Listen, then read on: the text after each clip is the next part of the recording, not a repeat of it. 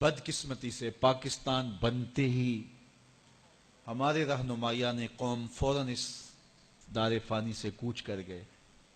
انہیں زیادہ موقع نہ ملا جو پودا لگایا تھا اس کی گوڈی کر سکیں، اس کو غذا فراہم کریں اور اس کو تناور درخت بنتا ہوا دیکھ سکیں، اس کا پھل کھا سکیں. پھر منزل انہیں ملی جو شریک سفر نہ تھے.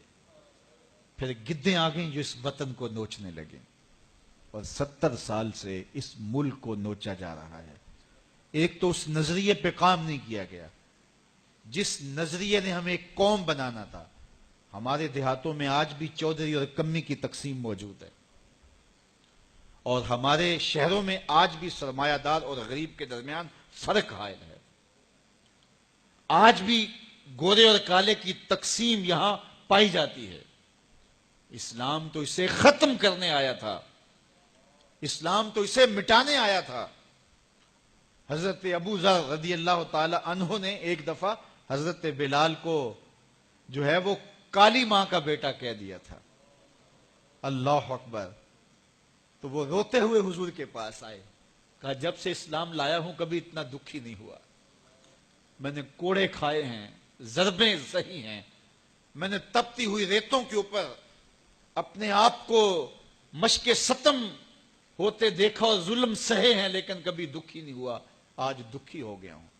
کہا کیا ہوا؟ کہا ابو ذر نے مجھے کالے ہونے کا تانا دیا ہے، کالی ماں کا بیٹا کہا ہے. تو میرے رسول نے فرمایا جاؤ ابو ذر کو کہو کہ جن خواتین کا میں دودھ پیا ہے ان میں سے ایک ام ایمن کا رنگ سانولا تھا. تو کہا جا کے یہ تانا ابو ذر کو کہو کہ اپنے نبی کو بھی دے. حضرت بلال جاتے ہیں اور کہا حضور کا پیغام ہے کہ میں نے ام ایمن کا دودھ پیا ہے، تو جو تانا مجھے دیا ہے حضور کہہ رہے ہیں مجھے بھی آ کے دے. اللہ اکبر. اب وہ ابو ذر بلال حبشی کے آگے ہاتھ جوڑ رہے کہ بلال تو مجھے معاف کر دے، تو مجھے معاف کر دے. اللہ اکبر. یہ اسلام کا دیا ہوا فیضان تھا. ہم گروہوں میں بٹ گئے، ہم فرقوں میں بٹ گئے. چھوڑ کے آپ کا دامن رحمت آقا ہم سے بھول ہوئی، کھو دی اپنی قدر و قیمت آقا ہم سے بھول ہوئی. دیکھ ہماری آنکھ مچولی اپنے سینے اپنی گولی، بھول گئے ہم درس اخوت آقا ہم سے بھول ہوئی. بن گئے سیموں زر کے بندے تن کے اجلے من کے گندے، لٹ گئی ہم سے فقر کی دولت آقا ہم سے بھول ہوئی. دنیا کے ٹھکرائے ہوئے ہیں تیرے در پہ آئے ہوئے ہیں، کھول دے اپنا باب رحمت آقا ہم سے بھول ہوئی. ہم سے بھول ہو گئی اور ہم نے ایک قوم بننا تھا.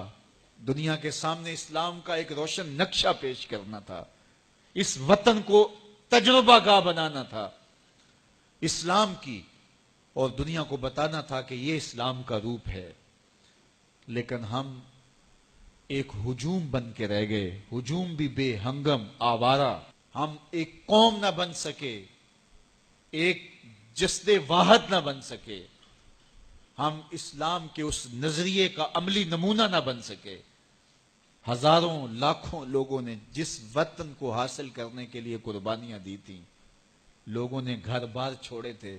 کوئی اتنا آسان کام نہیں تھا وطن چھوڑ کے آنا. لیکن بدقسمتی سے آج ہم جہاں کھڑے ہیں، جو ہماری حالت ہے، بن گئے تن کے نشیمن کے کفس کی تیلیاں. بن گیا کیا چلے تھے ہم کیا بنانے کے لیے. 23 مارچ تجدید عہد کا دن ہے. آج ہم عہد کریں کہ ہم نئے آہنگ سے، نئے ارادے سے، نئے بانک پن سے قوم سازی کا عمل کریں گے، اور اپنے وجود کو قوم کے وجود میں گم کر کے رسول کریم صلی اللہ علیہ وآلہ وسلم کی امت کا ایک فرد بن کے جئیں گے. آپ سوچ رہے ہوں گے کہ میں تنہا بیٹھ کے ان چند ہزار لوگوں کے اندر یہ بات اگر کروں تو اس سے کیا فرق پڑتا ہے، حالات تو دیگرگوں ہیں. لیکن مجھے صرف اپنے حصے کا کام کرنا ہے، اور میری ذمہ داری اتنی ہی ہے. اس جگنوں کی طرح جو اندھیرا چھا جائے تو اپنی پیٹھ پہ لالٹین باندھ کے اندھیرے مٹانے کے لیے چل نکلتا ہے. اسے بھی پتا ہوتا ہے یہ ساری ظلمتیں مٹا دینا میرے بس کا روگ نہیں، لیکن وہ اپنے حصے کا چراغاں ضرور کرتا ہے اور اپنے کام میں کوتاہی نہیں کرتا۔ اس لیے مجھے اور آپ کو اپنے حصے کا کام ضرور کرنا ہے، اور اس وطن کو جن مقاصد کے لیے حاصل کیا تھا ان مقاصد کو حاصل کرنے کے لیے قوم سازی کے عمل کی طرف ہم نے بڑھنا ہے۔